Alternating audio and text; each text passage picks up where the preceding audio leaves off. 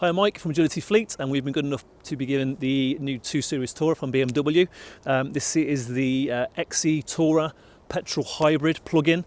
We'll just run through today, obviously outside of the vehicle, jump inside, and I'm going to get a little video of us driving as well, and give you an overall sort of review on what we think of the new Tourer.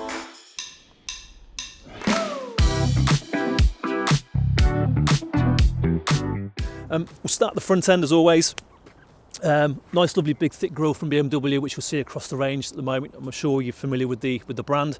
The plastic finish, see more and more of that across the plug-in and EV ranges we're seeing in the industry now, not just BMW. Also, if you come around the side a little bit as well, we all noticed that it does have the MPV look as well, which has been referenced previously. So front end, you'll note full BMW 2 Series. But as you come to the side, there's that weird little crossover with the MPV kind of look they've gone for. LED front headlights as always, which we're seeing now across, obviously pretty standard. Lovely machined alloys as well on these on the BMW we've got here. Charging port at the front on the near side. Also, as well as a reference, this quoted as using from a 7.5 kilowatt charging point, somewhere between 2.5 hours from 0 to 100%. So we haven't had a chance to actually test that live with having the car for a day or two, but that's what they're referencing. So it'd be good to get some feedback as well from you guys. If anyone's got one and had the experience of actually trying to charge it as well, please add some comments to below. Just coming down the side as well, you can see lovely sleek lines as well, pulling into the back and the slightly higher sort of pronounced part of the vehicle at the back. If we move round to the rear, lovely, I think, quite elegant, sleek light clusters at the back for you as well. As always, you'd imagine on some of these vehicles now, your sensors are on the back, your camera as well, you can see just underneath the boot handle. In terms of the boot itself, one simple touch and it's easy open for you. Boot itself, you're looking at somewhere between 400 litres to 470, depending on the model you choose, with the seats folded down, over 1,000 litres of boot space in there for you as well. I think it was referenced as saying 2 large suitcases would easily fit in there, just as a point of reference as well for you. In terms of closing the boot, again, easy, one touch. Nice, soft, slow close, and away you go. Okay, so into the back of the vehicle. It is a little bit cramped, I've got to be honest. I mean, I'm 6'2". The driving seat was in my position. I've had to move that forward to allow access, and I went forward probably a good couple of inches, and my knees are very close to the seat. So it is a bit cramped probably for anyone around the 6 foot height point.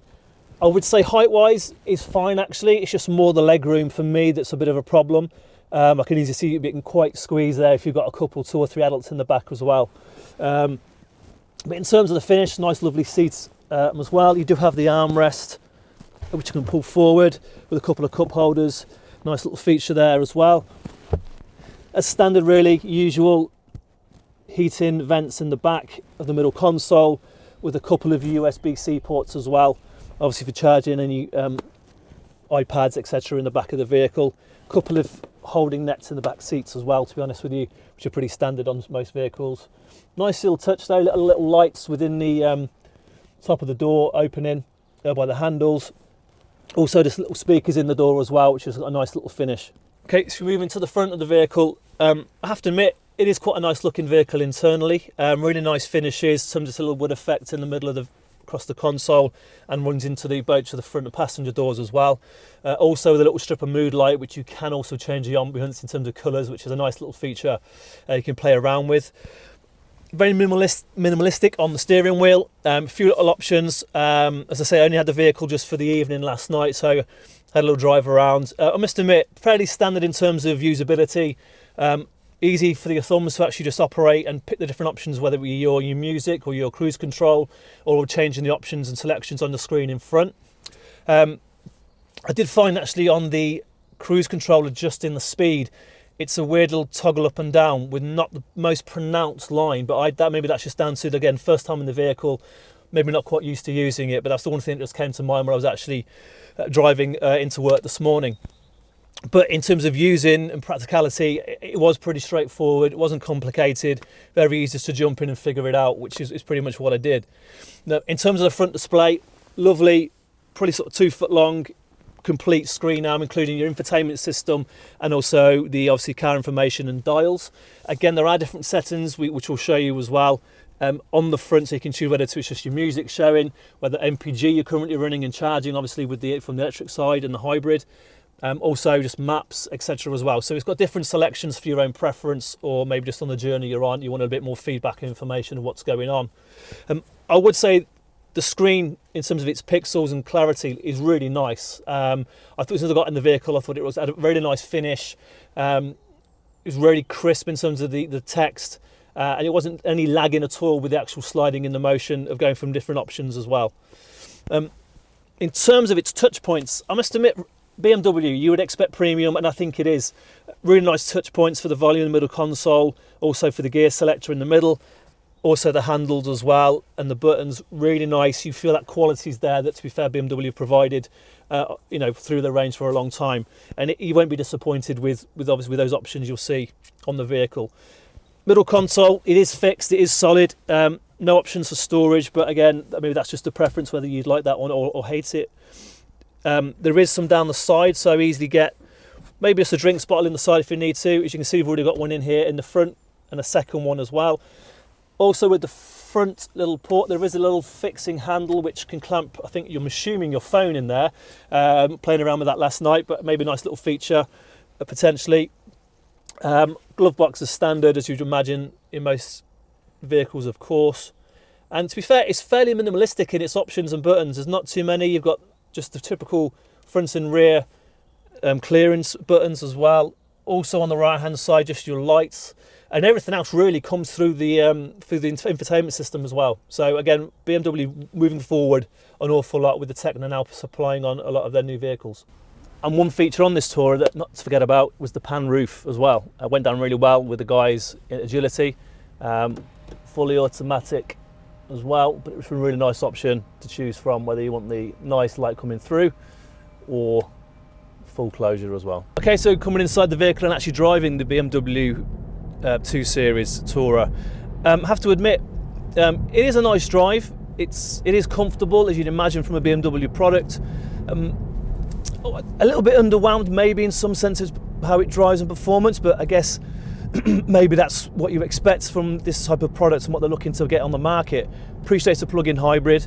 It's not obviously there to really sort of push the top end of their brand. So in one sense, maybe that's a little bit unfair on that review in that sense, because you can't really fault it. It's comfortable. I mean, I'm in a nice driving position. There's plenty of options to choose as well in terms of seat position. It's an electric adjustable seat on this particular spec. So you've got plenty of variations in the lumbar, the thoracic part of the lumbar support as well, and also the seat adjustment, and obviously front and back rake.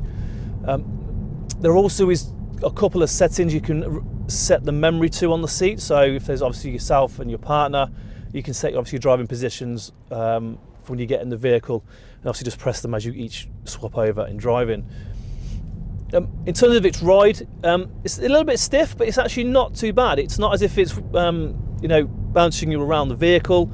It's not noticeable, I would say. I mean, the drive that I've had in the last sort of couple of days or so, it is varying roads from motorways, B roads, A roads. So, and you never actually find yourself uncomfortable in the drive. It is a nice, smooth drive. Again, with the plug-in hybrid, it is really nice, progressive in terms of its acceleration. I think it has been stated as well, and I think this is more as people adapting from ICE engines into the hybrid and plug-in era, electric era, is just the regen when you come off the accelerator with the braking. Does feel a little bit aggressive, but I think that's just, again, people just having to adapt to what they're probably used to, where the car does its own braking, so to speak, for the regen of the battery. But as we know, it works really well in terms of obviously running out your mileage and obviously just recharge the battery for you as well. There are different modes you can choose from, so you can choose between electric, the plug-in option, and also just the standard ICE engine. So that is something you can choose through the options on the entertainment system. There is also different modes, so you can drive through sport, economic, which again you can also just flick through, press the button, and off you go. I must admit, has got a little bit of kick to it in the sport mode. Nice little growl from the engine, which we all have a little bit of a laugh about, but not too sure if that was just from a sound effect or actually the car itself, but it still pulled away quite nicely, in all honesty. That's our quick review of the BMW 2 Series Tourer. plug-in hybrid. If you've got any questions, want to lease the vehicle, please give us a shout at Agility Fleet. We're more than happy to help.